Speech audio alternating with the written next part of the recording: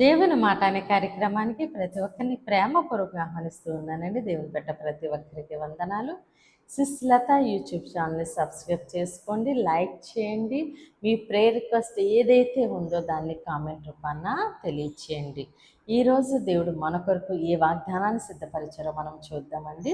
31వ కీర్తన 23వ వచనము. యెహోవా భక్తులారా, మీరందరూ ఆయన్ను ప్రేమించుడి. యెహోవా విశ్వాసులను కాపాడును. గర్వముగా ప్రవర్తించు వారికి ఆయన గొప్ప ప్రతీకారము చేయును. ఆమేన్. దేవుడి రోజు మాట్లాడుచున్న మంచి మాట, యెహోవా విశ్వాసులను కాపాడును. ఆమేన్. దేవుడు ఎవరిని కాపాడుతున్నారండి? విశ్వాసులను కాపాడుతున్నారు. ఎవరు విశ్వాసులు?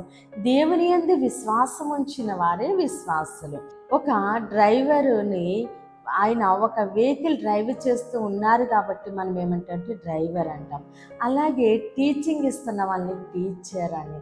అలానే మనము దేవుని యందు విశ్వాసం ఉంచి ఉన్నాము కాబట్టి మనల్ని విశ్వాసులు అంటున్నారు.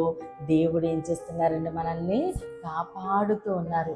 యెహోవా విశ్వాసులను కాపాడును. నా దేవుడు నాకు ఉన్నారు. నా దేవుడు ఏ పరిస్థితి నుంచైనా నన్ను లేవనెత్తుతారు, నాకు స్వస్థత దయచేస్తారు, నా మీదున్న ప్రతి కాడిని విరగొడతారు, నన్ను దీవించి ఆశీర్వదించి అనేక మందికి ఆశీర్వాదకరంగా ఉంచుతారు. దేవుడు ఏ వాగ్దానం అయితే చేస్తారో అది నా జీవితంలో జరిగిస్తారు అని ఇలాగ మనము దేవుని యందు విశ్వాసం ఉంచుతూ ఉండగా దేవుడు మనల్ని కాపాడుతూ ఉన్నారు. ఏ విధంగా కాపాడుతున్నారంటే ఆయన కార్యముల ద్వారా. కార్యము జరగనప్పుడు మనము సొమ్మసిల్లిపోతాం, అలసిపోతాము.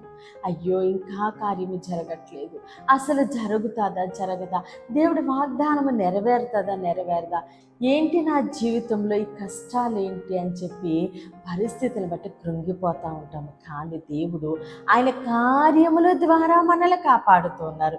ఎవరినండి? విశ్వాసులను కాపాడుతున్నారు. మనం ఆయన మీద ఎంత విశ్వాసం ఉంచితే అంతగా దేవుడు అన్ని విషయాల్లో కూడా మనల్ని ఆయన కాపాడుతూ ఉన్నారు.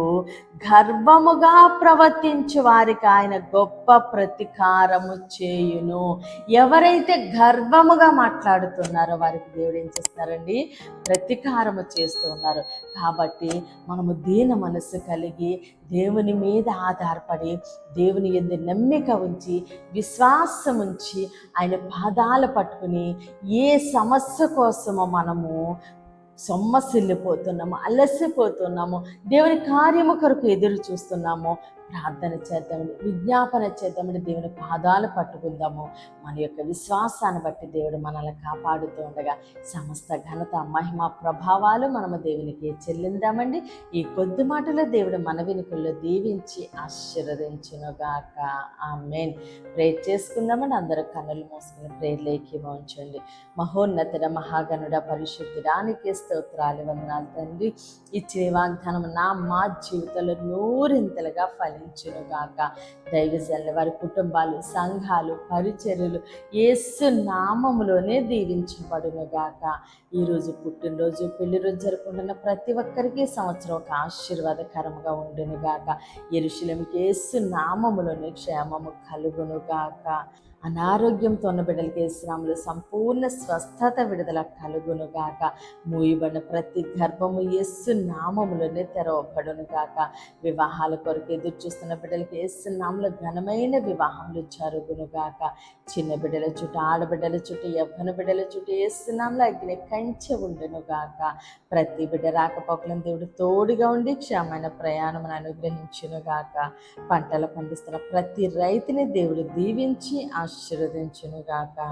దేవుని మాట అనే పరిచర్యలో పాలిభాగస్తులై భారము కలిగి ప్రార్థన చేసిన ప్రతి ఒక్కరిని దేవుడు బహుగా దీవించి ఆశీర్వదించునుగాక. ఆమేన్, ఆమేన్, ఆమేన్. దేవుడు మిమ్మల్ని, మీ కుటుంబాన్ని దీవించి ఆశీర్వదించునుగాక. ఆమేన్.